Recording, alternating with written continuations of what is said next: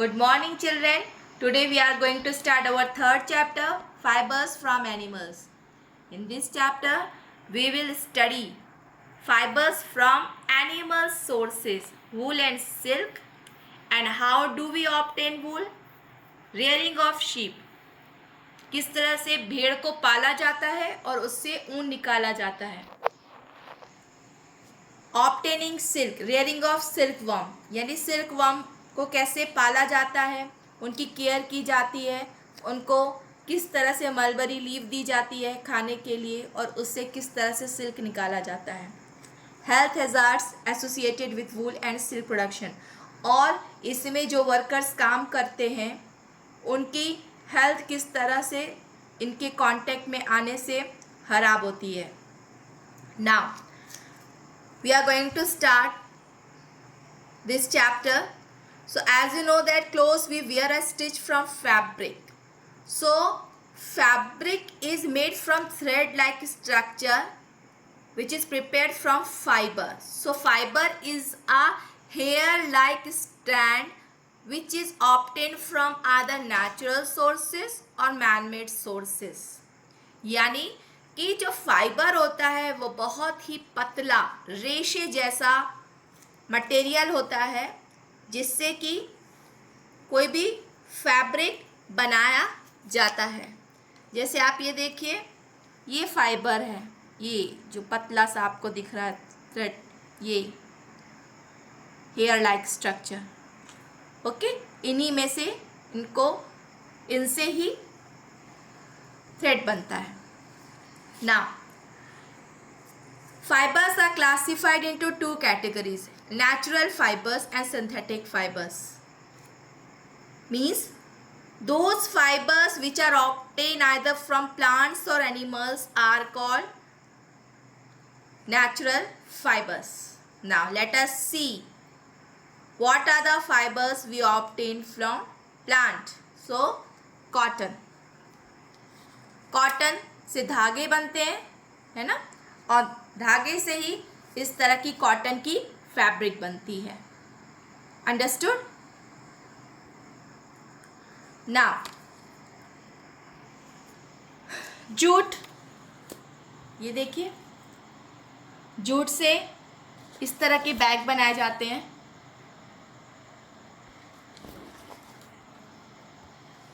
Flex, flex जिससे linen बनता है. फ्लैक्स एक्चुअली क्या होता है? अलसी. कई लोग इसे अलसी के दाने को खाते भी है ना, हेल्थ के लिए अच्छा होता है, ओमेगा 3 होता है उसमें. तो इसी अलसी के जो प्लांट होता है उससे, इसके स्टेम से जो फाइबर बनता है उसे लिनन कहते हैं. Okay. Similarly hemp and the fibres which we obtain from animals are called animal fibers. Example, wool, you see, okay, and you know you wear sweater during winter season. And silk, okay, see silk texture, okay. So this is an insect product. Now, synthetic fibers are manufactured in factories from various chemicals like nylon, rayon, polyester and plastic. So, this is made from nylon. Okay? This is made from polyester. You see its fabric. Polyester, all the synthetic fibers are not comfortable to wear. है ना? ये उतना पसीना नहीं पोंछते हैं, है ना, so it is not comfortable. Now in this chapter we will study two animal fibers, wool and silk. So wool is an animal fiber obtained from the hair of certain animals like sheep, goat, angora rabbit, alpaca, yak and camel. So from their hair, okay, we get wool. So their body is covered with a thick coat of hair. Which is called fleece. उनकी जो body में जो बाल होते हैं वो पूरी इन एनिमल्स की बॉडी को कवर करता है, इसको हम फ्लीस कहते हैं। Okay, and what is the function of fleece? Fleece protects their body from cold and crimps और circular waves in the fleece make it bulky and fluffy. So आप जानते हैं कि इनके जो बाल होते हैं शीप के वो घुंघराले होते हैं। ओके, सो इससे क्या होता है, उसमें एयर भर जाती है ना, और एयर एक इंसुलेटर होता है हीट के लिए। इट मीन्स जो उसकी बॉडी का टेम्परेचर है एनिमल की, वो उसको एब्जॉर्ब करके बाहर नहीं जाने देता है, यानी एनिमल की बॉडी का टेम्परेचर प्रॉपर बना रहता है, जो उसे ठंड से बचाता है। Understood? Now you know that as air is an insulator of heat and creates an insulating barrier between the body of animal and the surrounding cold air, so animal को ठंड नहीं लगती है। now wool obtained from sheep is most widely used animal fiber. Okay, so we are going to see which part of hair of this sheep is used to make wool. So sheep is reared all around the world for the purpose to obtain wool. So rearing क्या होता है, मतलब care करना, उसकी देखभाल करना, उसको बीमारियों से बचाना, उसको अच्छे से खाना देना, और ताकि उससे हमें अच्छी क्वालिटी का वूल मिल सके। So the hairy skin of sheep has two types of fibers. So जो आउटर लेयर का, जैसे ये शीप है, इसके बाहर का जो हेयर दिख रहा है, जो फाइबर दिख रहा है, इसको हम कैम्प कहते हैं। ये कोर्स होता है, मीन्स ओके, रफ होता है, इसका मतलब ये रफ होता है, जिससे हम ऊन नहीं बना सकते, जो आउटर कवरिंग है इसकी बॉडी की। ओके, लेकिन जो फाइबर इनर है, अंदर तरफ है, उसे हम फ्लीस कहते हैं, which is very close to the skin and fine soft and is use to make wool. Okay, so outer जो कोर्स होता है इसका हेयर, उससे हम वूल नहीं ऑब्टेन करते हैं क्योंकि रफ होता है, लेकिन जो अंदर के हेयर हैं इस शीप के, वो सॉफ्ट होते हैं, फाइन, और जिससे हम उससे वूल बना सकते हैं। Now the wool from different varieties of sheep have different texture. देखने में अलग होते, अलग अलग शीप के जो वूल होते हैं वो एक दूसरे से काफ़ी डिफ़र करते हैं, उनका बनावट अलग होता है, उनकी चमक अलग होती है, लेंथ, उनकी लंबाई और इवन उनकी स्ट्रेंथ है ना, वो भी अलग होती है ना। रियरिंग ऑफ शीप, किस तरह से इस शीप की देखभाल करी जाती है। So first most important thing is that sheep graze on grass and plants in grassland and pastures. Means जहाँ शीप रहती वहाँ काफ़ी ग्रासेस रहती हैं, and they are fed with the mixture of pulses, jowar, minerals, oil cakes and corn. यानी जो उनके खाने की खुराक में दाल भी दी जाती, ज्वार, मिनरल्स, और ऑयल केक का मतलब होता है, जैसे आप जानते हैं कि मस्टर्ड ऑयल होता है, और ये क्या होता है, जो सरसों का तेल निकाला जाता है, जो मस्टर्ड के दाने को जब पीसते हैं ताकि उससे तेल निकले, सो जो बचा हुआ मस्टर्ड है ना, जिससे तेल अलग किया जाता है, जो बचा हुआ है उसे हम ऑयल केक कहते हैं। जिस तरह से ग्राउंड नट से जब हम ऑयल निकाल लेते हैं तो जो ग्राउंड नट का बचा हुआ हिस्सा है ना, उसको हम ऑयल केक कहते हैं। Now generally sheep are kept in open pens and shade, and during the winter they are covered. Okay, they are kept in covered shed and fed with the leaves, dry fodder and grains. Okay, fodder, this is given to sheep. And let us see where they are found. They are generally reared in mid-Himalayan zone. Jammu and Kashmir, Arunachal Pradesh, Sikkim, Himachal Pradesh, Uttarakhand, Haryana, Punjab, Rajasthan and Gujarat. Now, very important thing is written here that wool is made from the same protein that makes out our outer protective layer of our skin. Okay और wool क्या है, एक anti microbial है, that's why does not need to be wash daily. Okay, so इसके ये affected नहीं रहती microbes से. अंडरस्टूड. सो क्या होता है, वूल खराब नहीं होता है. Now breeding of sheep. Breeding of sheep means how they reproduce. Okay.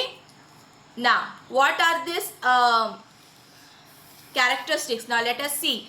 Breeding of sheep is a process of rearing animals with desired characteristics. जैसे कोई ऐसी sheep है जो काफ़ी लॉन्ग है और कोई दूसरी ऐसी sheep है जिसके हेयर वो बहुत ही अच्छे हैं.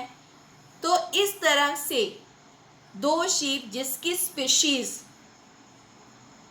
बहुत ही हाई क्वालिटी की है, जैसे एक काफ़ी टॉल है, दूसरी के हेयर काफ़ी अच्छे हैं, लॉन्ग हैं.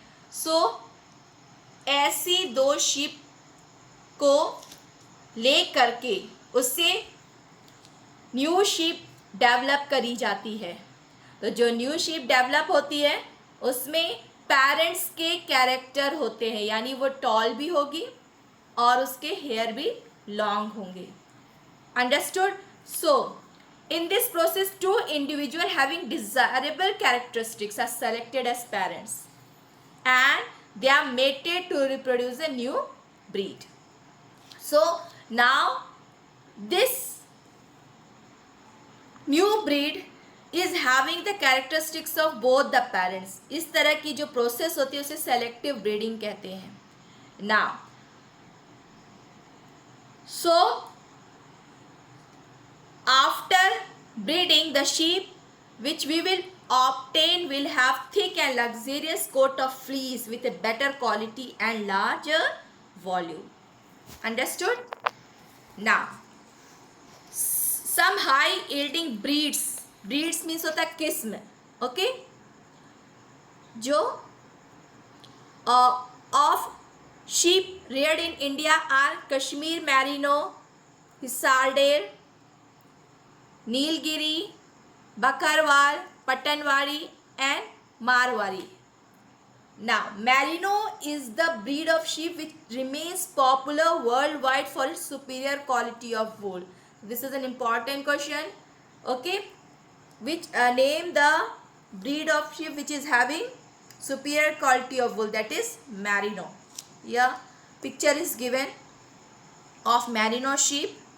Let us see other wool yielding animals. So Kashmiri goat, obviously they are found in cold Himalayan region, and wool obtained from Kashmiri goat is known as Kashmiri wool, and famous pashmina shawl is made from this, are woven from this wool. Next is Angora rabbit. So Angora wool is obtained from soft fur of Angora, which provides very fine wool, but here volume is small, but quality is much warmer and lighter than other wool. Now here is Angora goat. So mohair wool is a silk-like fiber obtained from this fleece of Angora goat, which is elastic, flame resistant and crease resistant. Camel wool is obtained from fine hair of Bactrian camels. Okay, where they are found? They are found in China, Mongolia and Siberia. Siberia Russia के ही पास है, उसी का हिस्सा है. It is one of the finest camel wool. Okay, it is light, warm, but it is not very elastic. Yak. is found in the cold mountainous region. Okay, and the wool obtained from the hair of yak is similar to Kashmiri wool. Okay, and warmer than a sheep wool. Now let us see the process involved in preparing yarn from wool fiber. किस तरह से इससे ऊन बनाया जाता है इसके hair से. Okay, so different steps are there, process are there, and let us see what are they: shearing, scoring, sorting, grading, carding, dyeing and yarn making. We are going to start from shearing. So shearing is a process of removal of fleece from animal. जो animal की body से ऊन का निकालना. Okay, ये it is usually done with the help of machine, and this process is performed during summer season, ताकि इसको ठंड ना लगे. विंटर सीजन में इस तरह से नहीं करा जा सकता, इसे समर में निकालते हैं. ओके, सो स्कॉरिंग क्या होता है? It is the removal of dust, dirt, dried sweat, grease and dry plant matter from sheared hair. यानी जो ऊन निकाला, जो हेयर इसकी बॉडी से निकाला गया है शीप से, उसको सोपी वाटर में धोना, हॉट सोपी वाटर में धोना, ताकि इससे dust, dirt, dried sweat, grease आसानी से निकल जाए. इसको स्कॉरिंग बोलते हैं. सॉर्टिंग एंड ग्रेडिंग, जैसे आपकी क्लास में A1, A2, B1, B2 grades होते हैं, इसी तरह से क्वालिटी वाइज इस हेयर को, इसके फ्लीस को, शीप की, उनकी क्वालिटी वाइज छाटना, उसको हम सॉर्टिंग एंड ग्रेडिंग कहते हैं. So on the basis of length, colour, texture and quality of fibre, they are sorted out. This is called the grading. Fourth is carding. So carding is a process of brushing the wool fiber to straighten them. Means आपको पता है उसके जो fleece होते हैं वो थोड़ा curly होते हैं, घुंघराले होते हैं, तो उनको लंबा किया जाता है.